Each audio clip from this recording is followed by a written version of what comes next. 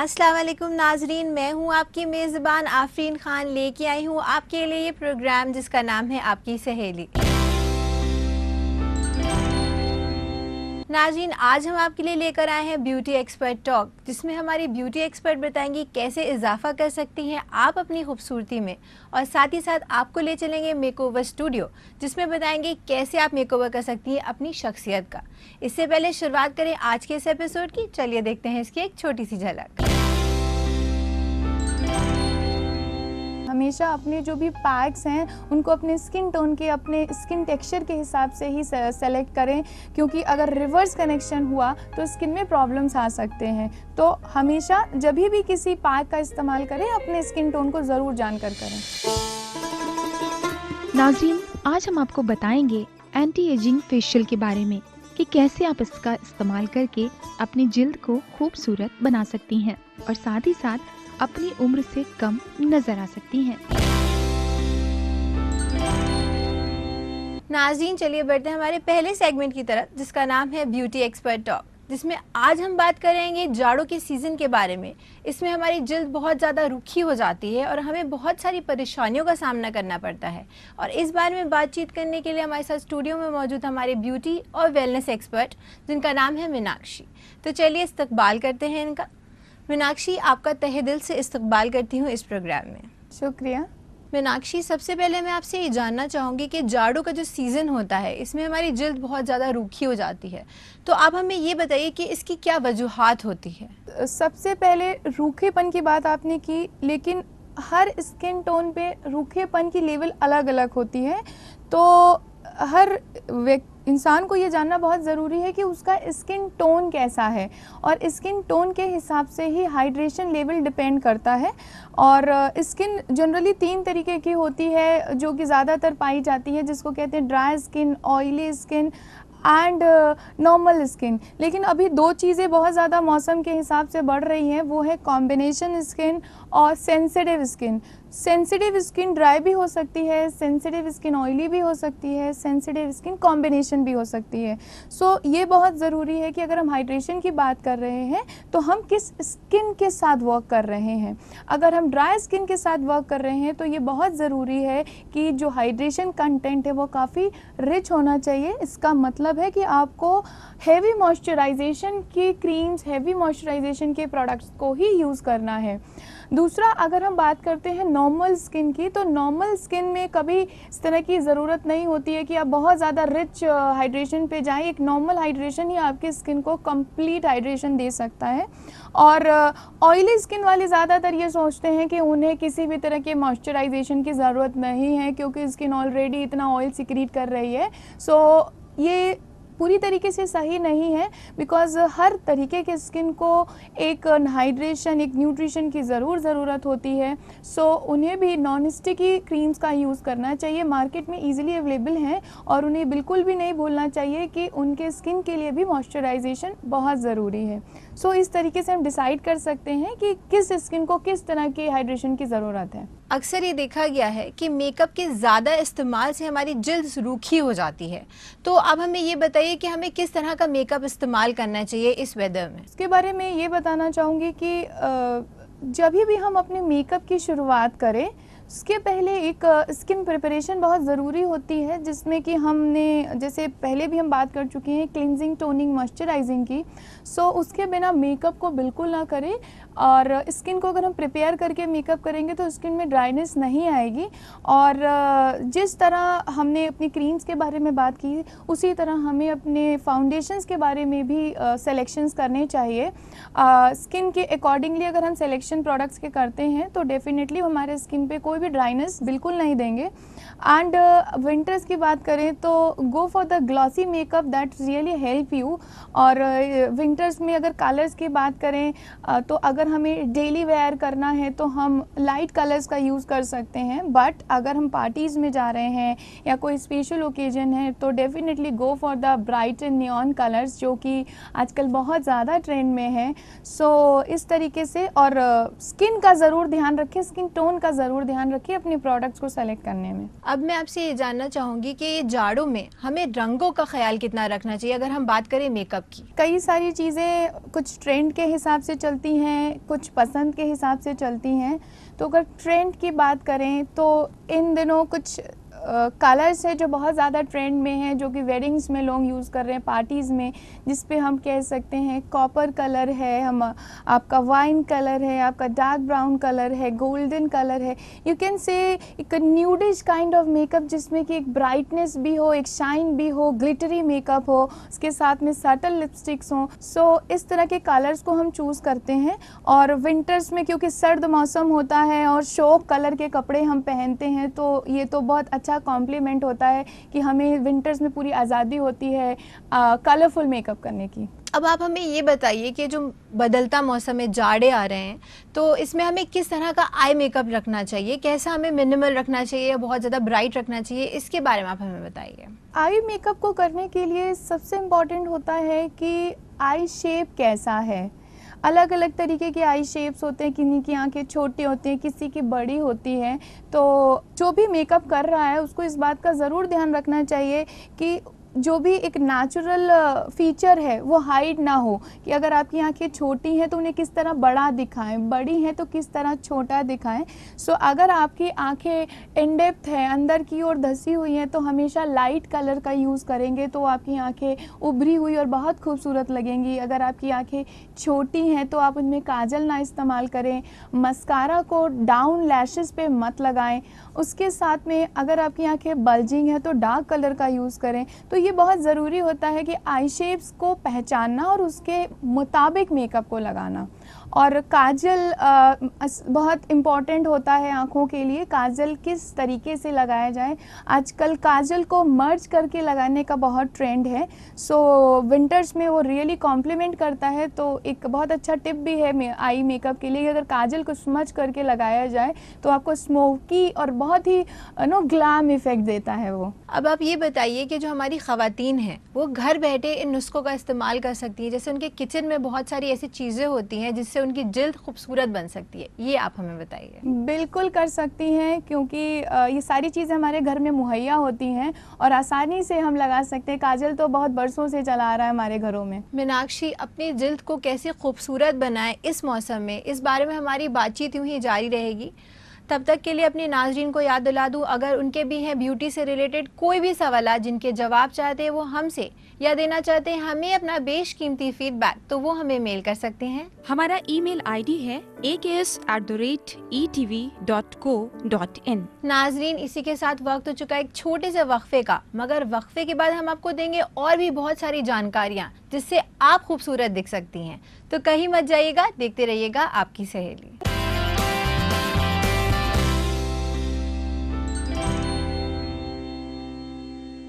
नाजरीन, वक्फे के बाद एक बार फिर से आपका खैर मकदम है इस प्रोग्राम में जिसका नाम है आपकी सहेली।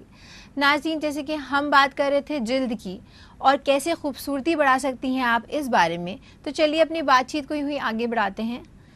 मीनाक्षी, अब अगर हम बात करें काजल की, तो काजल को लगाने के बहुत सारे मुख्तलिफ तरीके होते हैं, इसके बारे में आप हमें कुछ बताइए। जनरली हम विंग्ड आईलाइनर्स कहते हैं जिनकी आप बात कर रही हैं, और विंग्ड आईलाइनर्स बहुत ज़्यादा ट्रेंड में हैं। आप रेट्रो लुक्स की बात करें तो वो बहुत ज़्यादा ट्रेंड में है। बट हाँ, जिनकी आंखें बहुत छोटी हों उन्हें बहुत ज़्यादा विंग्ड आईलाइनर्स नहीं लगाने चाहिए, क्योंकि वो उनकी आंखों को थोड़ा सा छोटा और थोड़ा सा चाइनीज़ काइंड ऑफ लुक्स देने लग जाते हैं, जिसकी वजह से ऐसा लगता है कि आंखों की प्रॉपर जो ओपनिंग है वो नहीं हो रही है। अदरवाइज़ बहुत ही खूबसूरत लुक देते हैं और उन्हें ज़रूर इस्तेमाल करें और अपने एक नए लुक की तरफ बढ़ें। मीनाक्षी, अक्सर देखा गया कि जाड़ों में लोगों के होंठ बहुत ज़्यादा फटने लगते हैं, जिनसे उनको बहुत ज़्यादा दिक्कतों का सामना करना पड़ता है। तो कोई ऐसी सलाह आप देना चाहेंगी, ऐसा कोई टिप बताना चाहेंगी जिससे वो अपने होठों को चैप्ड होने से बचा सकती हैं, तो इसके बारे में आप हमें कुछ बताइए। इनके लिए हम दो तरीके ट्रीटमेंट्स कर सकते हैं, एक शॉर्ट टर्म ट्रीटमेंट एंड एक long term treatment. Long term treatment ये है कि हम रोज़ के रोज़ अपने लिप्स का ख्याल रखें, जिसके लिए बहुत ज़रूरी है कि लिप बाम्स को लगाएं। अगर आपके घर पे नेचुरल घी है, गाय का घी, घर का बना हुआ गाय का घी है, तो उसे ज़रूर लगाएं। ये कुछ चीज़ें हैं अगर हम रेगुलर बेसिस पे करते। रात को सोते समय हम अपनी लिपस्टिक को ज़रूर रिमूव करें, ज़्यादातर समय लिपस्टिक का यूज़ ना करें और लिप बाम को ज़्यादा प्रेफर करें, तो हम चैपीनेस को काफ़ी हद तक दूर कर सकते हैं। लेकिन अगर हम शॉर्ट टर्म की बात करें, शॉर्ट टर्म मतलब जस्ट बिफोर ऑफ मेकअप आप लगाने जा रहे हैं और आपके लिप्स चिपी हो रहे हैं, फ्लेकी हो रहे हैं, तो उस कंडीशन में ये बहुत ज़रूरी है कि पहले उनको किसी मखमल के कपड़े से गीला करके अगर लिप्स को रब करते हैं तो हमारे जो भी डेड फ्लेक्स हैं स्किन है वो वाइप ऑफ हो जाएगी। और उसके बाद में स्किन में अगर थोड़ा सा वैसलीन लगाकर स्किन लिप्स को छोड़ दिया जाए और उसके बाद में फिर मेकअप स्टार्ट किया जाए, तो डेफिनेटली लिपस्टिक का लुक बहुत ही अच्छा और बहुत ही स्मूथ आएगा। मीनाक्षी, अक्सर ये देखा गया है कि हम सब ये चाहते हैं कि हम कम से कम अखराजात में बहुत ज़्यादा खूबसूरत दिखें। तो अगर अब हम बात करें रिहाइशगाह में किचन की, तो वहाँ पर बहुत सारे ऐसे फल मिलते हैं हमें जिससे हमारी स्किन, हमारी जल्द बहुत ज़्यादा खूबसूरत हो जाती है। तो इसके बारे में आप बताइए कितनी मुफीद होती है। बिल्कुल कर सकते हैं। अगर हम अपनी किचन की बात करें तो किचन ही हमारा सबसे बड़ा ब्यूटी पार्लर होता है, हमारी स्किन हमारा डर्मेटोलॉजिस्ट होता है। और हम उसको ही सबसे ज़्यादा अवॉइड करते हैं। और नेचर ने इतनी सारी चीज़ें बनाई हुई हैं, अगर हम उस हर एक चीज़ का थोड़ा थोड़ा भी पील अपने स्किन पे लगाएं तो डेफिनेटली हमें हेल्प करेगा। और ऑरेंज पील काफ़ी हद तक हमें हेल्प करता है अपने पिगमेंटेशन को रोकने के लिए, हमारे ग्लो को बढ़ाने के लिए, फेयर लुक्स के लिए। लेकिन यहाँ पर फिर से मैं ये चीज़ कहना चाहूँगी कि हमेशा अपने जो भी पैक्स हैं उनको अपने स्किन टोन के, अपने स्किन टेक्सचर के हिसाब से ही सेलेक्ट करें, क्योंकि अगर रिवर्स कनेक्शन हुआ तो स्किन में प्रॉब्लम्स आ सकते हैं। तो हमेशा जब भी किसी पैक का इस्तेमाल करें अपने स्किन टोन को ज़रूर जानकर करें। अब अगर जैसे हम बात कर रहे हैं फ्रूट पैक्स की, तो मैं आपसे ये जानना चाहूँगी जो फ्रूट पैक्स हैं वो किस तरह से लगाना चाहिए और कितने वक्त के बाद लगाना चाहिए, ये आप हमें बताइए। फ्रूट पील्स को हम हफ्ते में 3-4 बार आराम से इस्तेमाल कर सकते हैं, क्योंकि इनमें कोई केमिकल्स नहीं है, नेचुरल हैं। इनको लगाने का तरीका ये होना चाहिए कि हम उनको पहले जो पाउडर है उसको हम मिल्क के साथ में मिक्स कर सकते हैं, हम कर्ड के साथ में मिक्स कर सकते हैं। सपोज़ अगर हम किसी ऑयली स्किन की बात कर रहे हैं तो ऑयली स्किन पर हम उसे नॉर्मल वाटर के साथ में अगर पील को मिक्स करके लगाते हैं तो वो अच्छा इफ़ेक्ट देगा। अगर हम ड्राई स्किन की बात कर रहे हैं और उसमें कर्ड के साथ मिक्स करके लगा रहे हैं तो वो अच्छा इफ़ेक्ट देगा। और नॉर्मल और सेंसिटिव स्किन के साथ लगा रहे हैं तो उसको हम कच्चे मिल्क के साथ अगर इस्तेमाल करें तो वो बहुत अच्छा इफ़ेक्ट देगा। तो इस तरह से हर स्किन के लिए आप फ्रूट पैक्स खुद ही घर पे बना सकते हैं अपने स्किन को जानकर। अक्सर ये देखा गया है जो हमारी ख़वातीन होती हैं वो अपने चेहरे का बहुत ज़्यादा ख्याल रखती हैं, पर कहीं ना कहीं वो अपने हाथ पैरों को अवॉइड कर देती हैं, उसका ख्याल रखना भूल जाती हैं।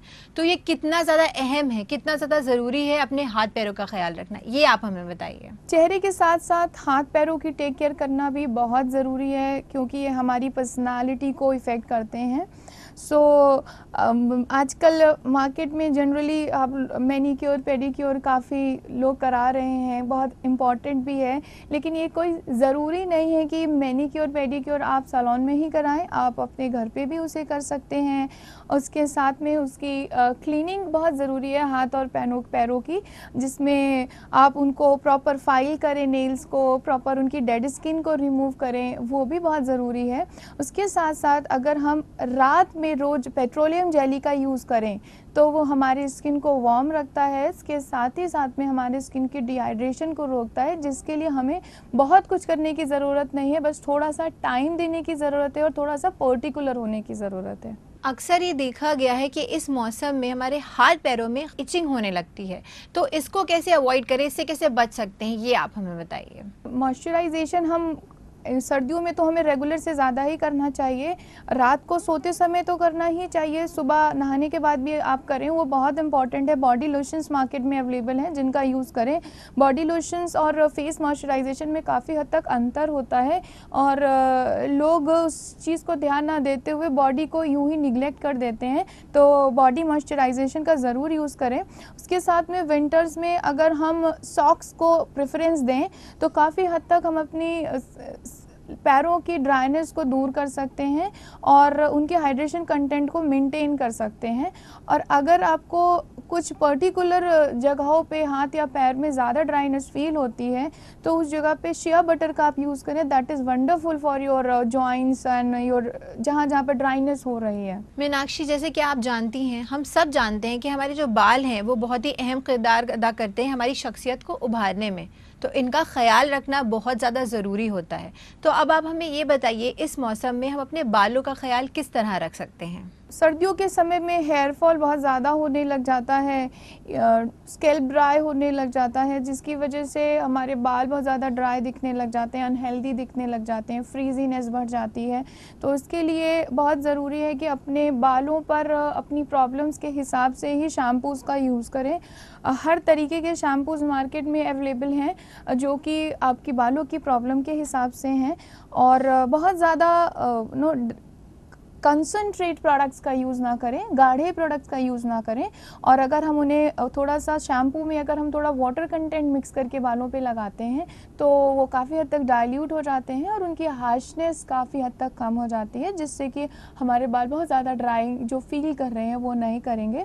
उसके साथ में कंडीशनर का इस्तेमाल ज़रूर करें और कंडीशनर को लगाने का सही तरीका जानें, नहीं तो वो आपको बालों में प्रॉब्लम्स बढ़ाएगा, नहीं कि उसको रिड्यूस करेगा। सो सही तरीके से लगाना बहुत ज़रूरी है प्रोडक्ट्स को। उसके साथ में अगर ऑयलिंग की बात करें तो हमें बहुत ज़्यादा स्टिकी ऑयल्स का यूज़ बिल्कुल नहीं करना चाहिए, क्योंकि वो हमारे बालों पर स्टिकी होकर डस्ट को एब्जॉर्ब करते हैं और हमारा और हेयर फॉल होना शुरू हो जाता है। तो नॉन स्टिकी ऑयल्स का यूज़ करें जो बहुत हल्का हो, आपके बालों में ईजिली एब्जॉर्ब हो। और the most important thing is like that कि अपने बालों पर स्टीमिंग करना ना भूलें, वो बहुत इम्पॉर्टेंट है। अगर आपके पोर्स ओपन रहेंगे, आपका जो ऑयल है वो स्कैल्प के अंदर जाएगा, तभी वो आपको वर्क करेगा। तो जब आपके बाल हल्के से वेट हों या आपने रिंस किए हों, उसके बाद अगर आप गर्म पानी से, गर्म टॉवल से, हॉट टॉवल से अगर आप अपने बालों को स्टीम देते हैं, घर पर ही वो आप आसानी से कर सकते हैं, तो हफ्ते में 2 बार स्टीम ज़रूर दें। शैम्पू, कंडीशनर, मास्क, इन सब का यूज़ करें, ऑयलिंग ज़रूर करें और बालों पर बहुत ज़्यादा देर तक उन्हें टाइटली रैप करके ना रखें। मीनाक्षी, आप हमारे इस प्रोग्राम में आई और आपने हमारे ख़वातीन को बताया कि वो अपनी खूबसूरती में कैसे इजाफा कर सकती हैं। इसके लिए आपका बहुत बहुत शुक्रिया।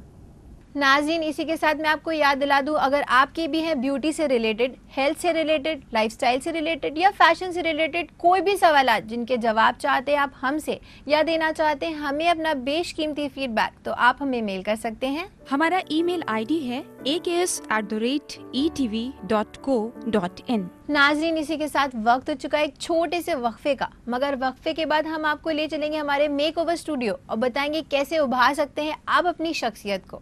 तो कहीं मत जाइएगा, देखते रहिएगा आपकी सहेली।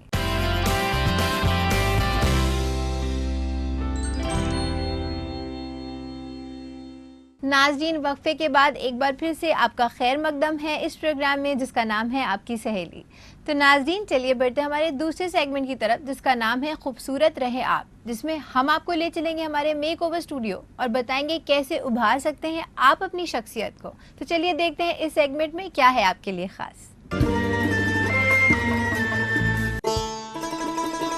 नाज़रीन, आज हम आपको बताएंगे एंटी एजिंग फेशियल के बारे में कि कैसे आप इसका इस्तेमाल करके अपनी जिल्द को खूबसूरत बना सकती हैं और साथ ही साथ अपनी उम्र से कम नजर आ सकती हैं। सबसे पहले अपने बालों को पीछे करके उसे चारों तरफ से एक बैंड से अच्छी तरह बांध लें। अब हम शुरू करेंगे फेशियल का अमल। इसके लिए सबसे पहले गीले कॉटन से चेहरे को अच्छी तरह साफ करेंगे।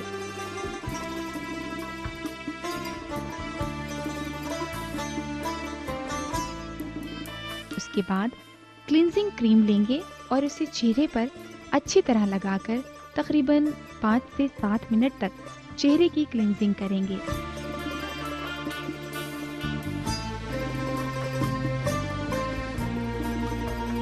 क्लींजिंग का इस्तेमाल आप अपनी जिल्द के मुताबिक करें। अगर आपकी जिल्द ड्राई है यानी रूखी है तो आप क्लींजिंग क्रीम का इस्तेमाल करें, और अगर ऑयली है, चिकनी है, तो क्लींजिंग लोशन का। इसके बाद स्क्रब से 3 से 4 मिनट तक चेहरे पे हल्के हल्के मसाज करें। फिर गीले कॉटन से इसे अच्छी तरह साफ कर लें।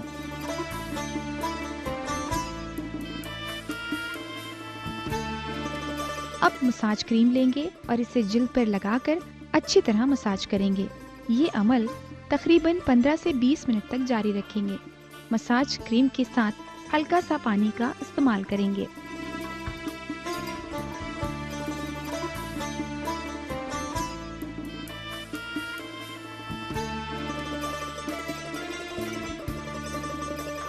मसाज करने के बाद हम चेहरे पर टाइटनिंग पैक लगाएंगे। ये पैक तकरीबन 20 से 25 मिनट तक जिल्द पर लगाए रखेंगे। जब ये पैक अच्छी तरह सूख जाए तो इसे गीले कॉटन से साफ कर लेंगे। पैक लगाते वक्त एक बात का खास ख्याल रखें कि जब भी पैक लगाएं उस वक्त ज्यादा बातचीत ना करें। इससे आपकी जिल्द में झुर्रियों का खतरा पैदा हो सकता है।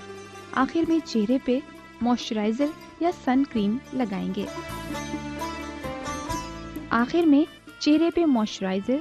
सनस्क्रीन लगाएंगे। अब आपका एंटी एजिंग फेशियल मुकम्मल है। तो ख़वातीन, देखा आपने ये एंटी एजिंग फेशियल कैसे आपकी जिल्द को तरोताज़ा और जमा बनाए रखता है, और इसको इस्तेमाल करने के बाद आपकी जिल्द में एक दिलकशी पैदा हो जाती है। नाज़रीन, खूबसूरत तो हम सब लगना चाहते हैं, मगर हमें कुछ बातों का ख्याल रखना भी बहुत ज़रूरी होता है ताकि हम कॉन्फिडेंट और स्मार्ट दिखें। इसी के साथ मैं आपको याद दिला दूं, अगर आपके कोई भी सवालात हैं जिनके जवाब चाहते हैं आप हमसे या देना चाहते हैं हमें अपना फीडबैक, तो आप हमें मेल कर सकते हैं। हमारा ईमेल आईडी है aks@etv.co.in। नाज़रीन, इसी के साथ वक्त हो चुका है हम आपसे कहें अलविदा, लेकिन होगी आपसे फिर मुलाकात बहुत सारी नई जानकारियों के साथ। तब तक के लिए रखिए अपना ख्याल और हमारी पूरी टीम को दीजिए इजाज़त। अल्लाह हाफ़िज़।